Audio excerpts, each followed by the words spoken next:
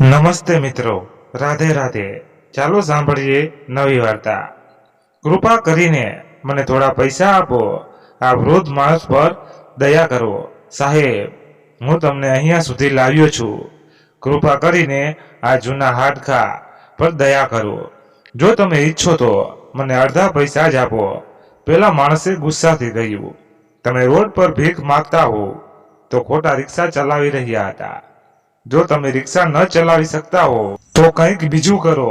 તમે બિનજરૂરી રીતે મારો સમય બગાડ્યો છે. હું જે કામ માટે આવ્યો હતો હવે તે પણ શક્ય બનશે નહીં. તો પૈસા શેના માટે? અહીંથી ચાલ્યા જાઓ. વૃદ્ધ માણસ રડતો હતો અને માણસની સામે વિનંતી કરી રહ્યો હતો, પરંતુ તે માણસ ન તો તેની વાત સાંભળતો હતો અને ન તો તેના પર દયા અનુભવતો હતો. સાહેબ, જો તમે આજે મને પૈસા નહીં આપો તો મારે ભૂખ્યા સૂવું પડશે. તમે ભૂખ્યા સૂઈ જાઓ કે મરી જાઓ તેનાથી મને શું ફરક પડે છે? આટલું કહીને તે માણસ ત્યાંથી જતો રહે છે. જતી વખતે વૃદ્ધ માણસને જોતો રહે છે અને મનમાં ભગવાનને કહે છે, ખબર નહીં તું કયા જન્મમાં કર્મની સજા આપે છે. હવે આ વૃદ્ધ માણસ પર થોડી તો દયા કરો. હવે હું સહન કરી શકતો નથી. હે ભગવાન, કાં તો મને મારી નાખો અથવા મારું પેટ ભરો. હું હવે આ ભૂખ સહન કરી શકતો નથી. આ વિચાર સાથે અને ધ્રુજતા હાથે તેણે પોતાની રિક્ષા ઉપાડી અને રડતા રડતા પાછા જવા લાગ્યા.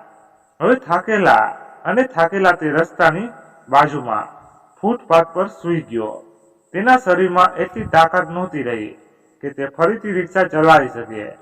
ત્યાં બેઠો બેઠો તે તેની પત્નીને યાદ કરવા લાગ્યો અને વિચારવા લાગ્યો કે તું બહુ ભાગ્યશાળી હતી કે તું મારી પહેલા ભગવાન પાસે ધરતી રહી અને તને આ બધું સહન કરવું પડ્યું નહીં.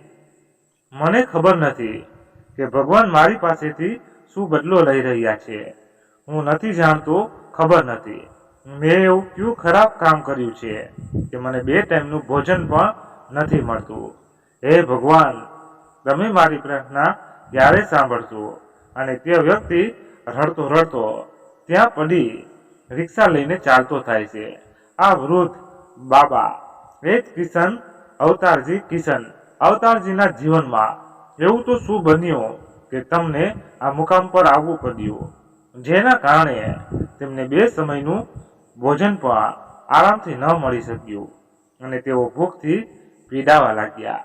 ચાલો જાણીએ કિશન અવતારની કરુણ કહાની અને તેના જીવનમાં એવું શું બન્યું કે તેનું જીવન મંજિલથી ઊંચાઈઓ પર પહોંચ્યું અને તે લોકો માટે એક ઉદાહરણ બની ગયા અને દરેકને સમજાવ્યું કે વૃદ્ધાશ્રમે જીવનનો નથી, ઉંમર માત્ર એક સંખ્યા છે.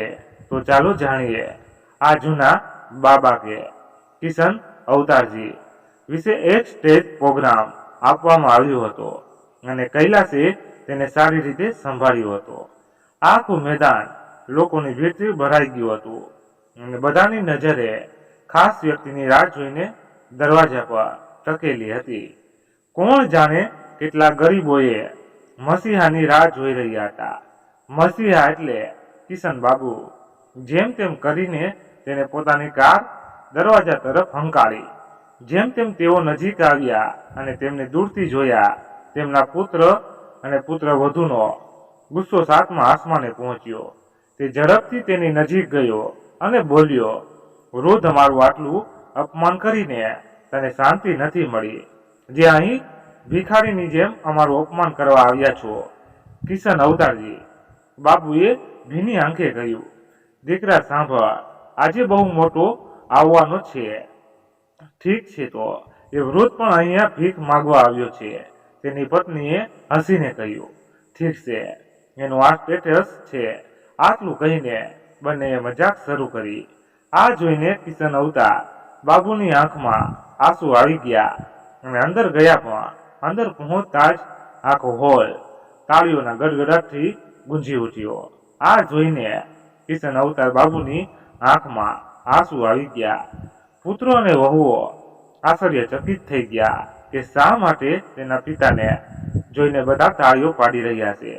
ત્યારે કૈલાસે કહ્યું, સાહેબ, કિશન અવતાર બાબુ બધા તમારી રાહ જોઈ રહ્યા છે। જ્યારે તેઓ આવ્યા ત્યારે ઘણા અધિકારીઓ આગળ આવ્યા અને તેમનું સ્વાગત કર્યું। સમગ્ર મીડિયા કિશન અવતાર બાબુને તેમના કેમેરામાં કવર કરી રહ્યું હતું। કિશન અવતાર બાબુનો પુત્ર અને પુત્રવધુ સમજી શક્યા ન હતા કે શું થઈ રહ્યું છે। પછી કિશન અવતાર બાબુએ કૈલાસ તરફ ઇશારો કર્યો અને કૈલાસે કિશન અવતાર બાબુની ચેકબુક તેને આપી। કિશન અવતાર બાબુએ એક પછી એક બધાને સ્ટેજ પર બોલાવ્યા અને દરેકને 1,00,000 ને 11,000 રૂપિયા આપ્યા। પૈસાને એક એક રિક્ષા દાનમાં આપી।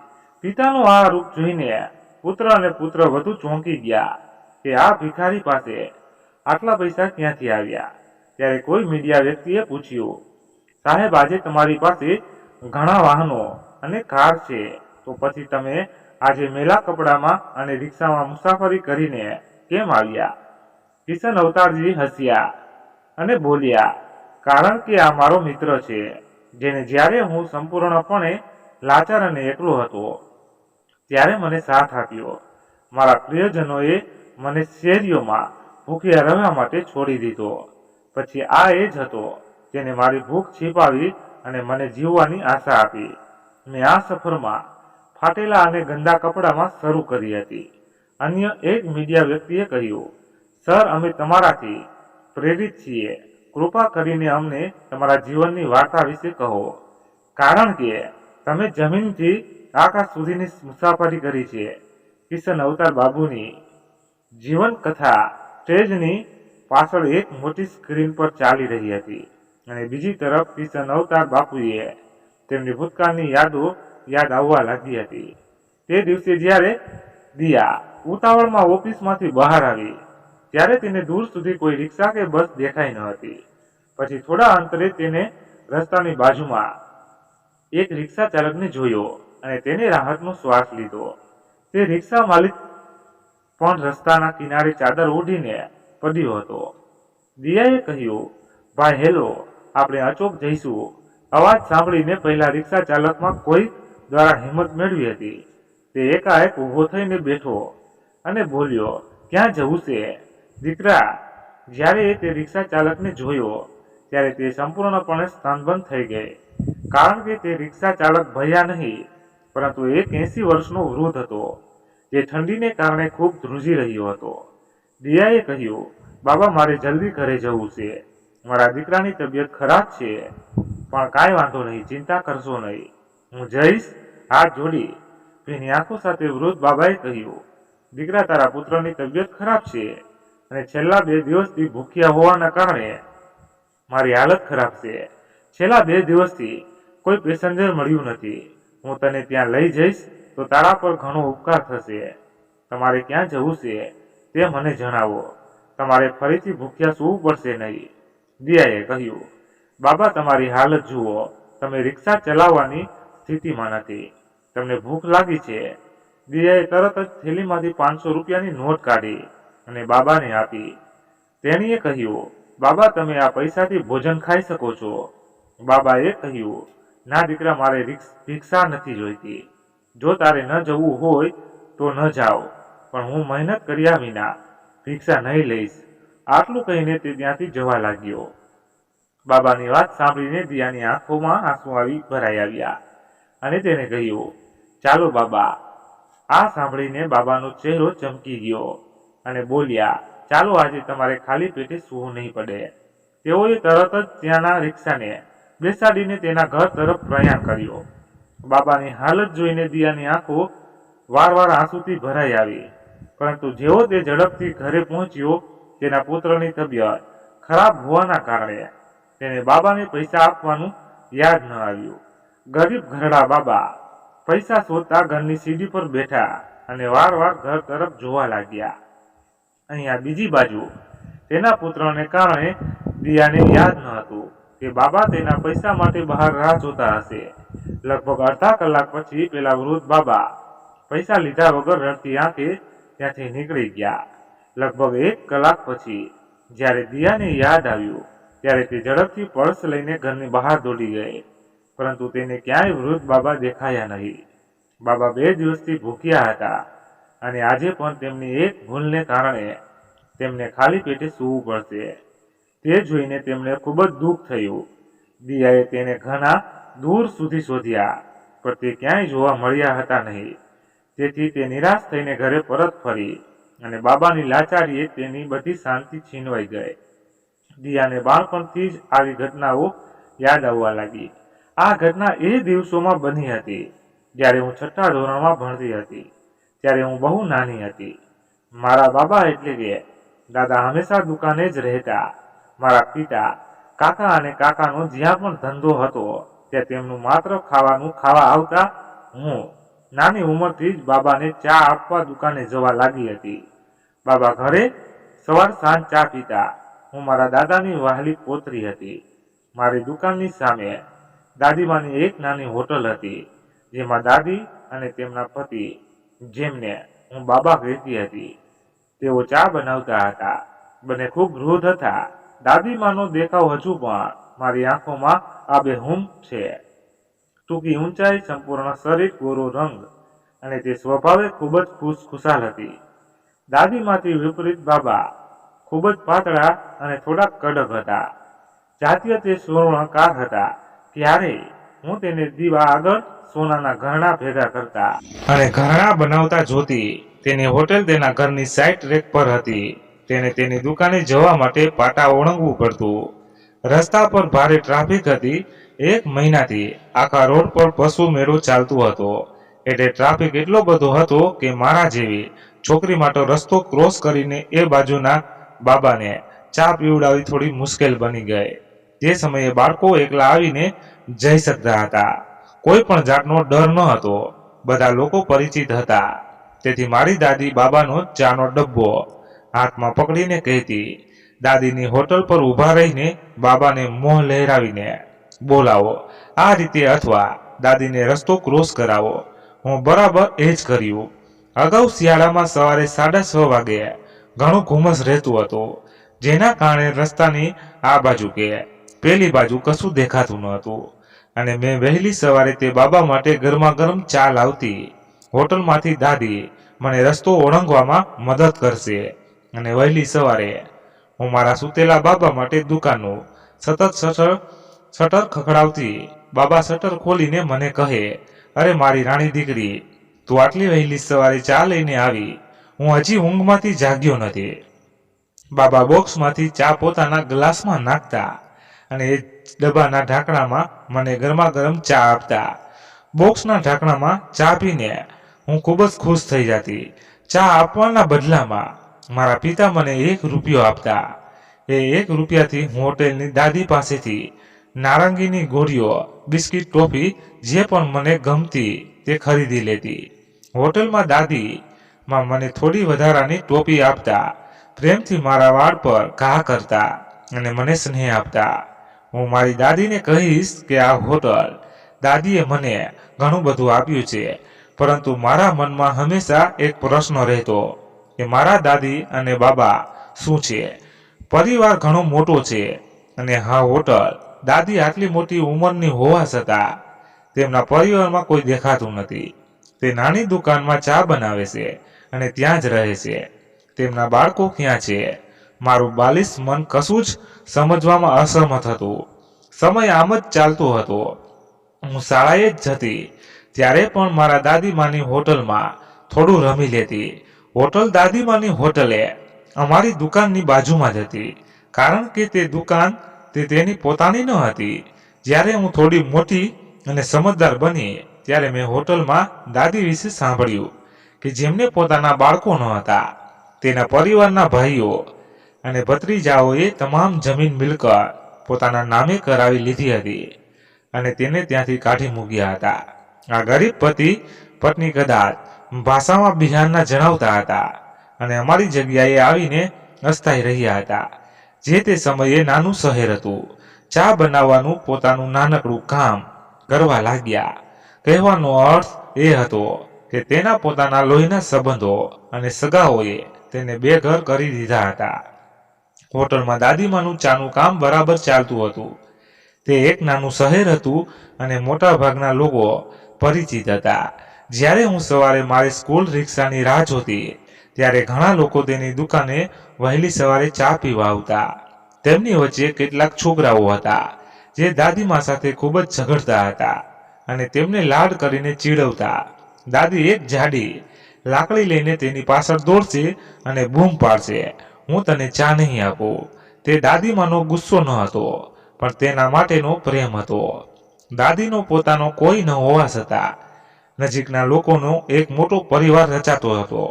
મારા ઘરમાં એવું કહેવાતું કે હોટલની દાદી મને ખૂબ જ જાહેર છે અને મને પણ એ દાદી ખૂબ જ મીઠી લાગતી.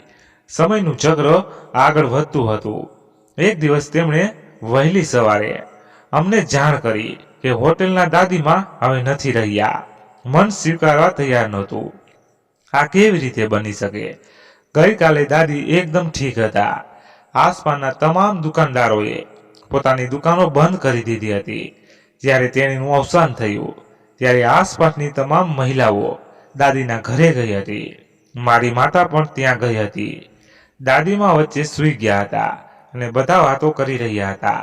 તેણીએ કહ્યું, જુઓ તે કેટલી નસીબદાર છે. તેણે કોઈની પાસે પાણીનો ગ્લાસ પણ માગ્યો ન હતો અને સવારે 5 વાગ્યે શૌચાલયમાં આવ્યા અને ત્યાં જ સ્વર્ગે સીધાવ્યા. તે ખુલ્લા દરવાજા સાથે સ્વર્ગમાં ગઈ છે. તે એકાદશીના દિવસે મુક્ત થઈ સીધા સ્વર્ગમાં એક શુભ સમયે મૃત્યુ પામ્યા. કારણ કે બાબા હજી જીવતા હતા. દાદી ઓછામાં ઓછું પણ કહેવા માટે અજાણ્યા હતા, પરંતુ બધા રડતા હતા. દાદીમાની વિદાયથી બધાને ખૂબ જ દુઃખ થયું હતું. મને પણ રડવાનું મન થયું. દાદીમાનું પોતાનું લોહી, તેમના સંબંધી કોઈ ત્યાં હાજર ન હતા. છતાં દાદીમાનું લોહીના સંબંધ વિનાનો મોટો પરિવાર તેમની અંતિમ વિદાય આપવા હાજર હતો. બધાએ અશ્રુભીની આંખો સાથે દાદીને વિદાય આપી. હવે હોટલ પણ નિરંજન લાગતી હતી. જ્યારે હું તેમની હોટેલે જઉં છું ત્યારે મને જરાય સારું નથી લાગતું. હું દાદીમાને ખૂબ જ મિસ કરું છું. બાબા એકલા પડી ગયા. તેનું શરીર ઘણું નબળું હતું. હવે તેમના ભોજનની વ્યવસ્થા જે દુકાનમાં રહેતા હતા ત્યાંથી થવા લાગી. આજુબાજુના બાકીના દુકાનદારો અને તેમની દુકાનની બાજુમાં બેઠેલા ડોક્ટર પણ દિવસમાં 2-4 વાર જઈને તપાસ કરતા. બધા મળીને બાબાની સંભાળ રાખતા હતા. દાદીના ગયા પછી બાબા સાવ એકલા પડી ગયા અને બીમાર પડવા લાગ્યા. દાદીને ગુજરી ગયાને 1 મહિનો પણ થયો ન હતો. એકવાર હું મારા પિતાજીને ચા આપવા ગઈ હતી. સાંજના લગભગ 4 વાગ્યા હતા. ડોક્ટર સાહેબે જેમનું ક્લિનિક બાબાની દુકાનની બાજુમાં હતું. બાબાની દુકાનની અંદર તેમને ખાવાનું આપવા ગયા. તેણે બાબાને બૂમ પાડી, પરંતુ બાબાએ જવાબ ન આપ્યો. પછી ડોક્ટરે તેનો ધાબળો કાઢ્યો, તેની તરફ જોયું અને તેમને હલાવીને જોયું.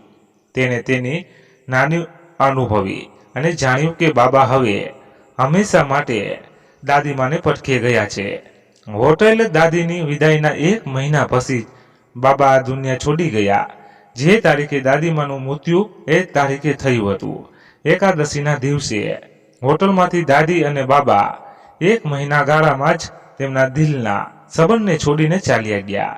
હોટલ દાદી માટે કદાચ આ બાબાનો અપાર પ્રેમ હતો. બધાએ ભેગા થઈને બાબાના અંતિમ સંસ્કાર કર્યા. તમામ ધાર્મિક વિધિઓ કરવા માટે આવી હતી. બાબાના મૃત્યુ પર્વનું ઔપચારિક આયોજન કરવામાં આવ્યું હતું, જેના કારણે તેમને મોક્ષ પ્રાપ્ત થાય.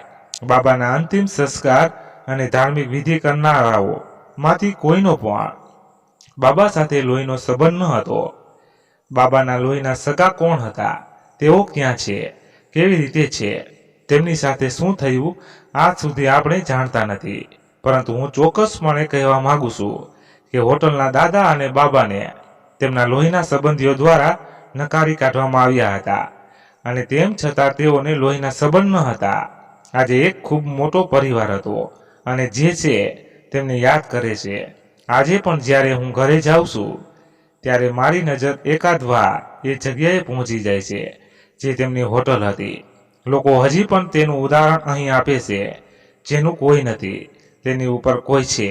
અને જ્યારે લોહીના સંબંધોને અસ્વીકાર થાય છે ત્યારે લોહી સિવાયના સંબંધો આવે છે અને પકડી લે છે. કહેવાય છે કે હોટલના દાદી અને બાબાને ભગવાને મોક્ષ આપ્યો. તેમની સેવા કરવા માટે કોઈ ન હતું એટલે ભગવાને આવી ગતિ આપી. કહેવાય છે કે જ્યારે આપણા જ લોકો નીકળી જાય છે ત્યારે ઘણા બહારના લોકો ઊભા થઈ જાય છે. દિયા વિચારોમાંથી બહાર આવી ત્યારે સવાર થઈ ચૂકી હતી. તૈયાર થઈને તે ફરીથી તે જ જગ્યાએ બાબાને શોધવા ગઈ, પરંતુ તે ત્યાં મળ્યા નહીં. બીજી તરફ બાબા 3 દિવસથી ભૂખ્યા હતા અને કોઈનો બોજ ખીચી રહ્યા હતા. તેની આંખો સામે વારવાર અંધકાર દેખાઈ રહ્યો હતો. તે ઠોકર ખાઈને પડી જતા હતા કે અચાનક એક સવારે કહ્યું, હે ઓ વૃદ્ધ, જો રિક્ષા ન ચલાવી હોય તે કેમ ચલાવાય છે? શું તમે ખરામનું ખોરાક ખાવા માંગો છો? હું તમારા જેવા નબળા વૃદ્ધ લોકો વિશે બધું જ સમજુ છું. તમે રિક્ષા લઈને નીકળો છો જેથી લોકો તમારી જોઈ શકે અને તમને વગર મહિને તે પૈસા આપે. જો આવું છે તો તમે રસ્તાના કિનારે વાટકો લઈને ભીખ કેમ નથી માંગતા? યાદ રાખો, હું તેમાંથી એક નથી. થોભો, રોકો રિક્ષા અહીંથી, હું પગપાળા જઈશ. મને ખબર નથી કે તમે કેવા લોકો છો. તેમના બાળકો પણ તેમને જેવા નબળા અને નકામા હશે. એક સવારે ટોણો માર્યો. કિશન અવતાર જે રિક્ષા ચાલક હતો તે આ બધું સાંભળી રહ્યો હતો. તેણે કહ્યું, નાના સાહેબ, મેં પણ મારા લોહી અને પરસેવાથી મારા પુત્રને સક્ષમ બનાવ્યો હતો. તે મારું દુર્ભાગ્ય હતું કે તેઓ મને ફરીથી આ રસ્તા પર લાવ્યા. પણ સાહેબ, તમે ક્યાં ગયા? મારા પૈસા તો આપો. સવારે કહ્યું, પૈસા શેના માટે? પૈસા તને મારી મંજિલ પર લઈ જવા માટે આપવાના હતા, જે તમે ન કર્યું, અને તેના ઉપર તમે પૈસા માગો છો. ઠીક છે, મને તમારા જેવો ભિખારી ગમતો નથી. આટલું કહીને તેણે ખિસ્સામાંથી 5 રૂપિયાનો સિક્કો કાઢીને કિશન અવતાર બાબુના હાથમાં આપી મૂક્યો. કિશન અવતાર બાબુએ કહ્યું, સાહેબ, આવું વિચિત્ર વર્તન ન કરો. હું 50 રૂપિયા કમાઉં છું અને તમે માત્ર 5 રૂપિયા ચૂકવો છો. આજથી દુનિયામાં 5 રૂપિયામાં શું કરી શકાય? હું ભૂખ્યો રહીશ અને તમારું ઠેકાણું આવી ગયું છે. આ રહ્યું તમારું ઘર. તમારે જવું હોય તો રિક્ષામાં બેસો. પૂછશો તો હું તને ત્યાં ખેંચી લઈશ. પણ સાહેબ, મારી સાથે આવો અન્યાય ન કરો. કિશન અવતાર બાબુએ આજી શરૂ કરી. કિશન અવતાર બાબુની લાચારી જોઈને તે માણસ એકવાર પણ ન ફર્યો અને ચૂપચાપ ગેટની અંદર ગયો. જાણે કિશન અવતાર બાબુની ગરીબી અને દુર્દશાથી તેને કંઈ ફરક પડતો નથી. પણ કૈલાસ ત્યાં જ ઊભો હતો, આ બધું જોઈ રહ્યો હતો. તેને અચાનક કિશન અવતાર બાબુનો અસ્પષ્ટ ચહેરો યાદ આવ્યો, જે તેને પ્રેમથી રિક્ષામાં બેસાડતા અને તેના મજબૂત ખંભાના ટેકાથી તેને શાળાએ લઈ જતા. અચાનક કૈલાસે કહ્યું, બાબુ કાકા, તમે ત્યાં ઊભા રહો. અચાનક આ નામ સાંભળીને કિશન અવતાર બાબુએ પાછળથી ફરીને આશ્ચર્ય સાથે કહ્યું, તું કોણ છે દીકરા? અને આ નામ લગભગ 25 વર્ષ પહેલા એક નાનકડા છોકરા દ્વારા બનાવવામાં આવ્યું. તે બાળક મને આ નામથી બોલાવતો. તમે કેવી રીતે જાણો છો? કૈલાસ આગળ આવ્યો અને કિશન અવતાર બાબુને ગળે લગાવ્યા અને કહ્યું, અરે બાબુ અંકલ, તમે મને ઓળખ્યો નહીં. હું કૈલાસ છું. તમને યાદ છે ને? નહેરુ નગરની ગલીમાંથી તમે મને રિક્ષામાં સ્કૂલે મૂકવા આવતા હતા. તમે અહીં અને આ સ્થિતિમાં. તમારી હવે રિક્ષા ચલાવવાની ઉંમર નથી. અત્યાર સુધીમાં તમારા બાળકો મોટા થઈ ગયા હશે, તો પછી તમે આ કામ કેમ કરો છો? કિશન અવતાર બાબુ ધ્રુસકે રડવા લાગ્યા અને બોલ્યા, દીકરા, હવે તને શું કહું? ખબર નથી જિંદગી મારી કેટલી વાર કસોટી કરશે. તને ખબર છે દીકરા, અમુક લોકોની જિંદગીની કસોટીઓ ક્યારેય પૂરી થતી નથી. કદાચ મારા મૃત્યુ સાથે થશે. મારા જેવા ગરીબ માણસને કોઈને મને જ સારું નથી લાગતું. પડોશના લોકોએ પોતાના તમારાથી દૂર ન કરવો જોઈએ. જાઓ, ખુશ રહો અને સ્વસ્થ રહો. કૈલાસ બોલાવતો રહ્યો, પણ કિશન અવતાર બાબુ ત્યાંથી ચાલ્યા ગયા. થોડી વાર પછી કૈલાસ ઘરની અંદર ગયો ત્યારે તેની પત્ની દિયાએ કહ્યું, તમે આટલો સમય બહાર કોની સાથે વાત કરતા હતા? શું તમને ઓફિસ માટે મોડું નથી થતું. શું તમે જાણો છો આજે બાબુજીની પુણ્યતિથિ છે? તો આજે આપણે વૃદ્ધાશ્રમમાં જઈને ધાબળા અને કપડાં પણ દાન કરવાના છે. તેથી ઓફિસમાંથી જલ્દી પાછા આવજો, કૈલાસે કહ્યું. દિયા જરા વિચારોમાં. આજે હું જે કહીશું તે મારા પિતાના કારણે છું, પરંતુ ક્યાંય ને ક્યાંય ઘણા લોકોએ મારી સમતાને ટેકો આપ્યો છે અને મને મારા ગંતવ્ય સુધી પહોંચાડવામાં મદદ કરી છે. જેમ કે મારા શિક્ષકો, મારા મિત્રો અથવા રિક્ષા ચાલક, જે મને મારા મંતવ્ય સુધી લઈ જવા માટે દરરોજ પરસેવો પાડતા હતા.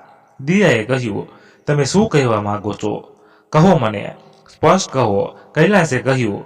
દર વર્ષે આપણી પિતાની પુણ્યતિથિ પર કેટલો ખર્ચ કરીએ છીએ, પણ જો અમને પાપા જેવી કોઈ વ્યક્તિ પાછી મળે તો શું તમે તેને તમારા ઘરમાં તમારો થોડો સમય અને જગ્યા આપી શકશો? દિયાએ કહ્યું, તમે શું વાત કરો છો? તમે જાણો છો મને વૃદ્ધો સાથે રહેવું કેટલું ગમે છે. મારા બાળપણમાં મારા માતા પિતા ગુજરી ગયા. કાકા અને કાકીએ ટેકો આપ્યો, પરંતુ તેઓ પણ તેમના બાળકો સાથે રહેવા ગયા. પણ આજે તમે આ બધું કેમ બોલો છો? તમે કોની વાત કરો છો? કૈલાસે દિયાને કિશન અવતાર બાબુ વિશે કહ્યું. સાંજે કૈલાસ ઓફિસેથી પાછો આવ્યો અને બેઝ ઉપર પાછો ગયો અને કિશન અવતાર બાબુ વિશે પૂછપરછ કરવા લાગ્યો. ત્યારે એક માણસે, બધી રિક્ષાનો માલિક હતો, તેણે કહ્યું, અરે સાહેબ, તમે કિશન અવતાર કાકાની વાત નથી કરતા, જેઓ હંમેશા ગભા પર લાલ રૂમાલ રાખે છે. ગરીબ વ્યક્તિનું શું નસીબ છે? બે પુત્રો બ્રેડ વિનર છે અને આ ઉંમરે તેમને શેરીઓમાં લાવ્યા છે. આ ગરીબ વ્યક્તિ યુવાનીમાં રિક્ષા ચલાવતો હતો. આજે તેની વૃદ્ધાશ્રમમાં પણ તે જ કરી રહ્યો છે. અડીને ફૂટપાથ પર તમે જોશો, તમે તેને ક્યાંય છૂટો જોશો. કૈલાસ ત્યાં ગયો અને જોયું કે કિશન અવતાર બાબુ ત્યાં સૂતા મચ્છરો ભગાવતા હતા. ક્યારેક તેનાથી બચવા રૂમાલથી ચહેરો છુપાવી રહ્યા હતા.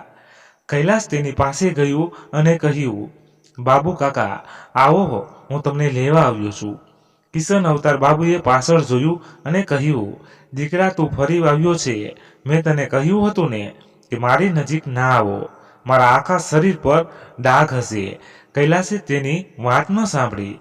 તેનો હાથ પકડીને તેનો થોડોક સામાન લઈને તેમને પોતાની સાથે કારમાં બેસાડી અને ઘર તરફ જવા લાગ્યા. રસ્તામાં કૈલાસે પૂછ્યું, બાબુ કાકા, પછી શું થયું કે તમે હજુ રિક્ષા ચલાવો છો? કિશન અવતાર બાબુ તે બાળકની જેમ ખૂબ રડવા લાગ્યા અને તેના ટુવાલ વડે તેના આંસુ છુપાવવાનો નિષ્ફળ પ્રયાસ કર્યો. પછી તેણે કહ્યું, દીકરા, હું આખી જિંદગીએ આશામાં વિતાવતો હતો કે જો હું ભણી નહીં શકું તો હું મારા બાળકોને ભણાવીશ. મારી પત્નીના આકસ્મિક અવસાન પછી મેં મારા બે બાળકો માટે બીજા લગ્ન નથી કર્યા. જ્યારે કે ઘણા સગા સંબંધીઓએ ગામ તેઓ અન્ય છોકરીઓના સંબંધ પણ લાવ્યા, પરંતુ મેં સ્પષ્ટ ના પાડી. બંને પુત્રો અભ્યાસમાં હોશિયાર હતા. હું દિવસ દરમિયાન રિક્ષા ચલાવતો, સાંજે શાકભાજી વેચતો અને થાકીને ઘરે આવું ત્યારે બધા માટે રોટલી બનાવતો.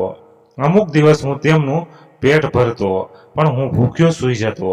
શું તમે જાણો છો, હું રવિવારે કપડાં ધોતો અને ઘર સાફ કરતો, જેથી કરીને સોમવારથી બાળકોને ફરીથી કોઈ સમસ્યાઓનો સામનો ન કરવો પડે. મારું એક જ સપનું હતું કે મારા બાળકો સારી રીતે ભણે, જેથી હું મારી વૃદ્ધાશ્રમમાં આરામથી પસાર કરી શકું અને બે ચપાટી ખાઈને શાંતિથી સૂઈ શકું.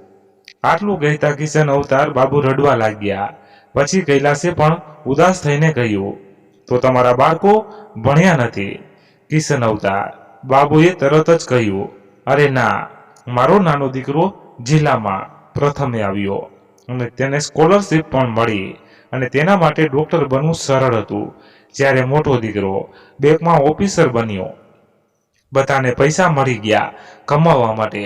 ઘણી મહેનત કરી પણ એક વૃદ્ધ પિતાને બે ટાઈમનું ભોજન ન આપી શક્યો. સાચું કહું તો મને કામ કરવાની બિલકુલ ઈચ્છા ન હતી. હવે થતું નથી. હું નિર્બળ બની ગયો છું. હવે રિક્ષા ચલાવતી વખતે મારો દમ ઘૂંટવા લાગે છે.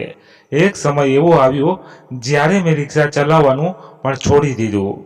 એક દિવસ જ્યારે કોઈએ મારા પુત્રને મારી સાથે જોયો તો તેનું અપમાન થયું. તે દિવસે દીકરાએ કહ્યું કે તું રિક્ષા નહીં ચલાવીશ. હું પણ રિક્ષા ચલાવવા માંગતો ન હતો. દિવસો સુધી સુખીથી પસાર થવા લાગ્યા.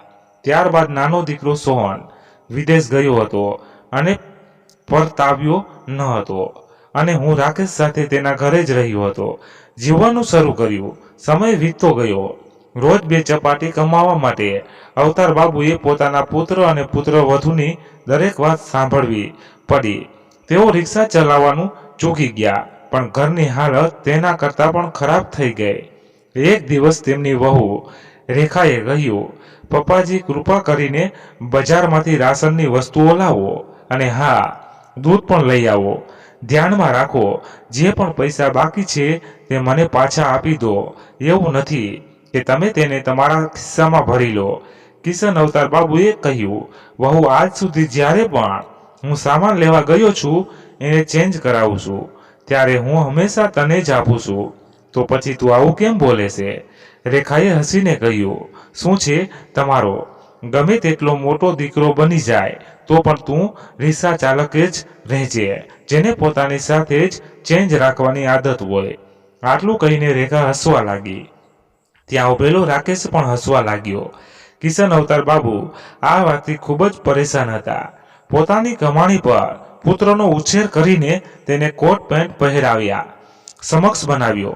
આજે પણ તે આ વાત પર હસી રહ્યો છે. તેમ છતાં કિશન અવતાર બાબુ ઘરના બધા કામ ખુશીથી કરતા હતા. એક દિવસ રેખાના કેટલાક મિત્રો આવ્યા હતા. તેથી કિશન અવતાર બાબુ તેની પુત્રવધૂના મિત્રો માટે બજારમાંથી સમોસા ખરીદવા ગયા. રસ્તામાં તેમની તબિયત બગડવા લાગી અને તેમને શ્વાસ લેવામાં તકલીફ થવા લાગી. તેમ છતાં તે સમોસા લઈથી ઘરે પહોંચી ગયા. પછી તેમણે રેખાનો અવાજ સાંભળ્યો, અરે ભાઈ, આજકાલ તમને નોકર ક્યાં મળે છે?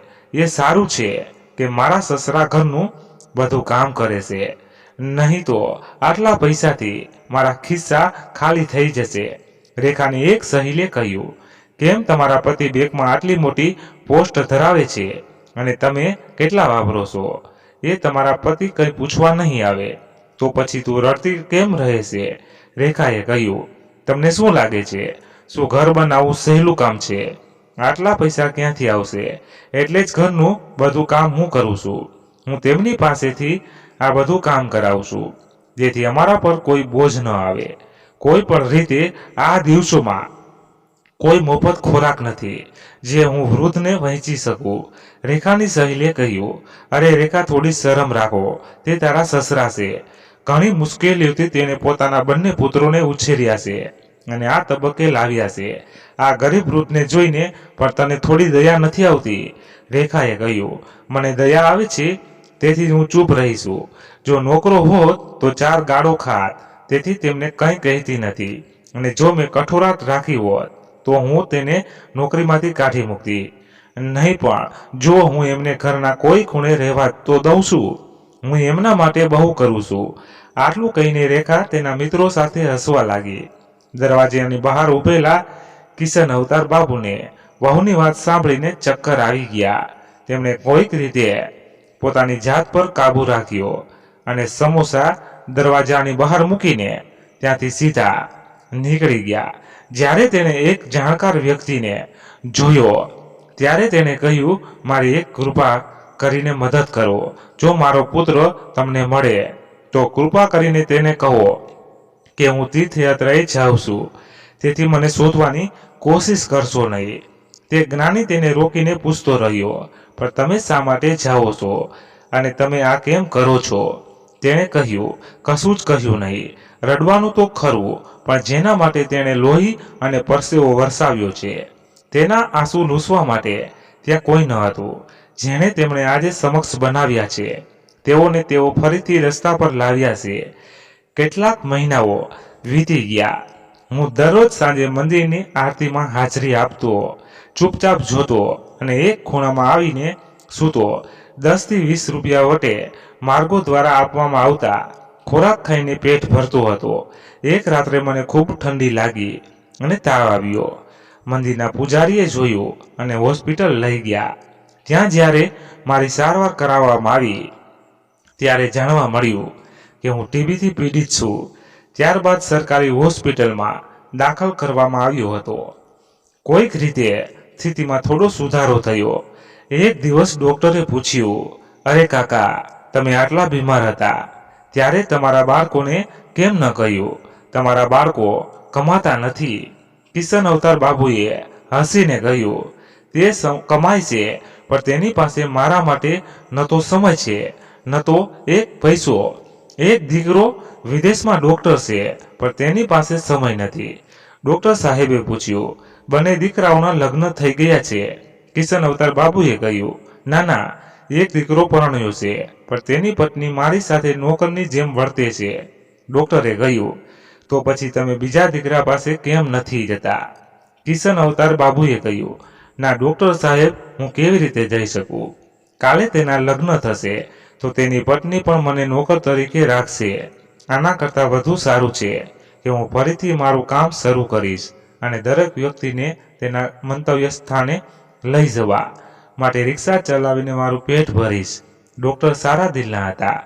તેમણે કહ્યું, કાકા, બધા પુત્રો સમાન હોય તે જરૂરી નથી. કિશન અવતાર બાબુએ કહ્યું, પણ દરેક પિતાનું નસીબ એક સરખું નથી હોતું. આપણે માતા પિતા આપણા બાળકોને તેમના મુકામ સુધી પહોંચાડવા માટે લોહી અને પરસેવો રડીને છીએ, પરંતુ તે જ બાળકો તેમના ગરીબ પિતાને ફરી રસ્તા પર લઈ આવે છે. આટલું કહીને કિશન અવતાર બાબુ રડવા લાગ્યા. ડોક્ટર સાહેબે કહ્યું, તમે બહુ સારા માણસો છો. તમારા પુત્રોએ તમારી સાથે સારો વ્યવહાર કર્યો નથી, પરંતુ ભગવાન ના કરે કોઈ પુત્ર તેના પિતા સાથે આવું ધૃણાસ્પદ કામ કરે.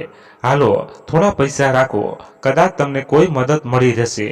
હવે મારે શું કરવું જોઈએ? મને સરકારી દવાખાનામાં આટલા પૈસા પણ મળતા નથી, છતાં પણ હું તમને મારાથી બને એટલી મદદ કરીશ. આટલું કહીને ડોક્ટર સાહેબ ત્યાંથી ચાલ્યા ગયા અને કિશન અવતાર બાબુ એમને હાથ ઊંચા કરીને ઘણા આશીર્વાદ આપતા રહ્યા. ત્યાંથી નીકળીને કિશન અવતાર બાબુ બસ સ્ટેન્ડ પર પહોંચ્યા, જ્યાંથી તેણે એક સમયે જીવનની શરૂઆત કરી હતી. હવે ફરી તેમના જીવનના તબક્કે તેમને આશાનું એ જ કિરણ દેખાયું ને એ પછી તેણે રસ્તા પર રિક્ષા ચલાવવાનું શરૂ કર્યું. પણ જો શરીર વૃદ્ધ હોય અને મન રોગી હોય તો માણસ ક્યાં સુધી બોજ ઉઠાવશે? એક દિવસ આ શરીર પણ સાથ છોડી દેશે. આ બધું કિશન અવતાર બાબુ સાથે થયું. હવે ઘણી મુશ્કેલીથી તે એક મુસાફરને પણ તેના ગંતવ્ય સ્થાને મોકલવામાં સફળ રહ્યો હતો. કિશન અવતાર બાબુ જ્યારે બાળકોને શાળાએ મોકલતા ત્યારે લાગ્યું કે બાળકોને એક પણ ખરોચ આવી તો તેઓ જેલમાં મોકલી દેશે. આથી કિશન અવતાર બાબુએ બાળકોના જીવ જોખમમાં નાખવાનું યોગ્ય ન માન્યું અને તેમણે બાળકોને શાળાએ મૂકવા અને ઉપાડવાનું કામ તેમણે છોડી દીધું. તે અન્ય મુસાફરો લેવાનું શરૂ કર્યું. પરંતુ જ્યારે પણ કોઈ જાડો માણસ બેસે ત્યારે તેને શ્વાસ લેવામાં તકલીફ થવા લાગતી અને જો તે રિક્ષા ધીમે ચલાવે તો મુસાફર તેને 4 વાતો કહેતો અને પૂરી રકમ પણ ન આપતો. ગરીબ કિશન અવતાર બાબુની હાલત દિવસે ને દિવસે બગડતી ગઈ. રિક્ષાનું સંપૂર્ણ ભાડું પણ ચૂકવી શક્યો ન હતો. અચાનક કૈલાસે કારની બ્રેક લગાવી અને કિશન અવતાર બાબુને જૂની યાદ આવવા લાગી અને બંને ગાડીમાંથી બહાર આવ્યા. કૈલાસે કિશન અવતાર બાબુને યાદોના વમળમાંથી બહાર કાઢ્યા અને કહ્યું, બાબુ કાકા, તમે અહીં ઊભા રહો, હું બસ કાર પાર્ક કરીને પાછો આવીશ. ત્યારે બીજી બાજુથી તેમનું જૂનું વાહન પસાર થઈ રહ્યું હતું અને કેટલાક મુસાફરોની નજર કિશન અવતાર બાબુ પર પડી. તેમણે કહ્યું, અરે વૃદ્ધ, તે દિવસે મેં તને બધા પૈસા કેમ ન આપ્યા? તું ફરી અહીં આવ્યો છે, અહીંથી ભાગી જા, નહીં તો તારા હાડકાં ભાંગી નાખીશ. કિશન અવતાર બાબુએ હાથ જોડીને કહ્યું, નાના સાહેબ, તમે જે વિચારો છો તે હું નથી. તે માણસ કિશન અવતાર બાબુ તરફ આગળ વધ્યો. કૈલાસે તેને જોરથી થપ્પડ મારી અને તેને કહ્યું, ઉદ્ધત વ્યક્તિ, જ્યારે તેઓએ તમારી સાથે ક્યારેય પૈસા વિશે વાત કરી નથી તો તમે તેમની સાથે આ રીતે કેવી રીતે વાત કરી શકો છો? તમે ઘરે તમારા માતા પિતા સાથે આવી વાત કરો છો? સાવધાન, જો તમે તેની સાથે ક્યારેય ગેરવર્તન કરશો તો ચાલો બાબુ કાકા તમે અંદર આવો. કૈલાસે કહ્યું. તે માણસ આશ્ચર્યથી કૈલાસને જોઈ રહ્યો અને કૈલાસ કિશન અવતાર બાબુને ઘરની અંદર લઈ ગયો. કૈલાસે કહ્યું, દિયા જુઓ, તે મારા બાળપણના કાકા છે. પેલા કાકાને જોયા, અરે આ તો ગઈકાલના કાકા છે. અંદર દોડી આરતી કરી અને કિશન અવતાર બાબુને આદર સાથે અંદર બેસાડી ખાવાનું આપ્યું અને ગરમા ગરમ ચા પીવડાવી. પછી તેણે કહ્યું, કાકા તમે પહેલા સ્નાન કરો, પછી બેસીને વાત કરીશું. આ પાપાના કપડાં છે, જો તમને વાંધો ન હોય તો તમે પહેરી શકો છો. આ બધું જોઈ અને સાંભળીને કિશન અવતાર બાબુની આંખમાં આંસુ આવી ગયા. તેણે દિયાના માથા પર હાથ મૂક્યો અને કહ્યું, દીકરી, મેં તે મને તારા સસરાના કપડાં આપીને પિતાની જેમ મને સન્માન આપ્યું છે. ભગવાન તમને બંનેનું ભલું કરે અને તમારા બાળકોને તમારા જેવો બનાવો. આ વૃદ્ધ માણસ તમારા બંનેએ કરેલા ઉપકારને ક્યારેય ભૂલી શકશે નહીં. રડતા રડતા કિશન અવતાર બાબુ બાથરૂમમાં ગયા અને તેમની જૂની ઉદાસી યાદો સાથે તેમની ગંદકી ધોઈ નાખી. હવે કિશન અવતાર બાબુ કૈલાસ સાથે ખુશીથી રહેતા હતા. સમય પસાર કરવા માટે તેઓ બગીચામાં નવા ફૂલો રોપશે, અખબારો વાંચશે, તેમના જેવા વૃદ્ધોને મદદ કરશે, તેમને પ્રોત્સાહિત કરશે કે તેઓ તેમના ફ્રી સમયમાં કંઈક કરીને તેમના જીવનને ફરી સુધારી શકે એવો પ્રયાસ કરશે. એક દિવસ કિશન અવતાર બાબુ વિચારોમાં ડૂબી ગયા. પછી કૈલાસ તેને પૂછે છે, બાબુ કાકા તમે શું વિચારી રહ્યા છો? પછી પોતાના વિચારોમાં વમણમાંથી બહાર આવીને કિશન અવતાર બાબુએ કૈલાસને કહ્યું, દીકરા, તે આજ સુધી મારા માટે ઘણું કર્યું છે. શું તમે મને વધુ એક વખત મદદ કરી શકશો? તો કૈલાસે કહ્યું, હા હા, કહું કાકા, હું તમારી શું સેવા કરી શકું છું? હું ફરી શું કરી શકું છું? પછી કિશન અવતાર બાબુએ કહ્યું, દીકરા, મને થોડા પૈસા ઉછીના આપો અથવા બેંકમાંથી લોન લો. હું એક રિક્ષાની દુકાન ખોલવા માંગુ છું અને તે દુકાનમાં કેટલાક લોકોને નોકરી આપીશ અને કેટલાક રિક્ષા ભાડે રાખીશ. હું ગરીબ લોકોને મદદ કરવા માંગુ છું. ઘણા એવા વૃદ્ધો છે જેઓ આજે પણ પોતાની મહેનતથી કંઈક કરવા ઈચ્છે છે, બે ટાઈમ આરામથી ખાવા ઈચ્છે છે. હું તેમના માટે કંઈક કરવા માંગુ છું. અવતાર બાબુની વાત સાંભળીને કૈલાસ કિશન આશ્ચર્યચકિત થઈ ગયો. તે જોઈને સ્તનબંધ થઈ ગયો કે આટલી ઉંમરે પણ તેમનામાં કેટલી હિંમત છે અને આજે પણ તે પોતાના પગ પર ઊભા રહેવા માંગે છે અને પોતાની મહેનતની કમાણી કરવા માંગે છે. થોડા દિવસો કૈલાસ તેના જેવા કેટલાક લોકોને લઈ ગયો અને તેમને તે દુકાનમાં કામ આપ્યું, તે જે તેઓ આરામથી કરી શકે. લોકોને રિક્ષા ચલાવવા માટે પ્રેરિત કર્યા.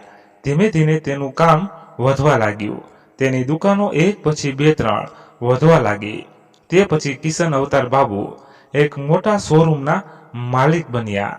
હવે તેને લોકોને રિક્ષા ચલાવવા અને રિપેર કરાવવાના બદલે ભાડે આપવાનું શરૂ કર્યું. જ્યારે યુવાનો તેમની પાસે કામ માટે આવતા ત્યારે કિશન અવતાર બાબુ પહેલા તેમને એક કાગળ પર સહી કરાવતા અને કહેતા, જ્યાં સુધી આ કાગળ પર સહી નહીં કરાય હું તને ભાડામાં રિક્ષા નહીં આપું. યુવક પૂછશે, આખરે આ કાગળમાં શું લખ્યું છે? તો કિશન અવતાર બાબુ કહે, પેપરમાં લખેલું છે કે જ્યાં સુધી તારા માતા પિતા છે જીવંત, તમે તેમની સંભાળ રાખશો, તમે તેમના ખોરાક અને દવાઓનો ખર્ચ ઉઠાવશો અને ખૂબ પ્રેમથી તેની સેવા કરશો, તો જ હું તમને કામ આપીશ અને બદલામાં હું તમારી પાસેથી કોઈ પગાર નહીં લઈશ. હું ફક્ત રિક્ષાના ભાડા જેટલું જ ભાડું લઈશ. જે દિવસે તમે રિક્ષાની પૂરી કિંમત ચૂકવશો હું તમને તે રિક્ષા ભેટમાં આપીશ. હવે કિશન અવતાર બાબુના આ પ્રયાસથી કોણ જાણે કેટલા વૃદ્ધો છે જેમના પુત્રોએ તેમને ઘરની બહાર કાઢી મૂક્યા હતા કે કોની દીકરીઓ સસરાએ તેમની સાથે નોકરોની જેમ વર્તન કર્યું હતું. આજે કિશન અવતાર બાબુ પાસે ઓછામાં ઓછી 500 રિક્ષા અને બસ છે. તેમણે એક મોટો કારનો શોરૂમ પણ ખોલ્યો. જે વ્યક્તિ ગઈકાલ સુધી છત વિના રહેતો હતો આજે તેનું કરોડોનું ઘર છે, જેની અસંખ્ય વાહનો પાર્ક છે. થોડી જ વારમાં આ સમાચાર જંગલની આગની જેમ બધે ફેલાઈ ગયા અને એક દિવસ કિશન અવતાર બાપુના મનમાં એક વિશાળ સભાનું આયોજન કરવામાં આવ્યું, જ્યાં તેમના જીવનની આખી ગાથા નોંધવામાં આવી. એક દિવસ કિશન અવતાર બાબુના જીવનથી પ્રેરિત એક ફિલ્મ ટેલિવિઝન પર બતાવવામાં આવી. જ્યારે તેના પુત્રો એક દિવસ જ્યારે તેણે તેના પિતાને ટીવી પર જોયા ત્યારે તેણે તેના દાંત ઘરડ્યા.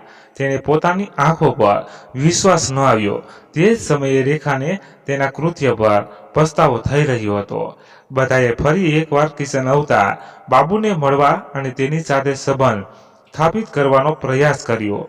જ્યારે તેઓ કૂતરાની જેમ ચાલતા ચાલતા કિશન અવતાર બાબુના ઘરે પહોંચ્યા તો તેમના ઘરને જોઈને બધા પુત્ર અને પુત્રવધુ ચોંકી ગયા. પરંતુ કિશન અવતાર બાબુએ બધાની સામેથી મોં ફેરવી લીધું અને કહ્યું, મારા આ દુનિયામાં મારા પુત્ર કૈલાશ, મારી વહુ દિયા અને તેમના બાળકો સિવાય બીજું કોઈ નથી. અને મારી પાસે જે પણ છે આવતીકાલ ફક્ત તેમનું જ હશે. હા, મારા જીવનમાં એક ઉમદા ડોક્ટર આવ્યા જે તેમના સારા સ્વભાવે મને જીવનમાં આગળ વધવા અને કંઈક કરવાની હિંમત આપી, જે હું ક્યારેય ભૂલી શકતો નથી.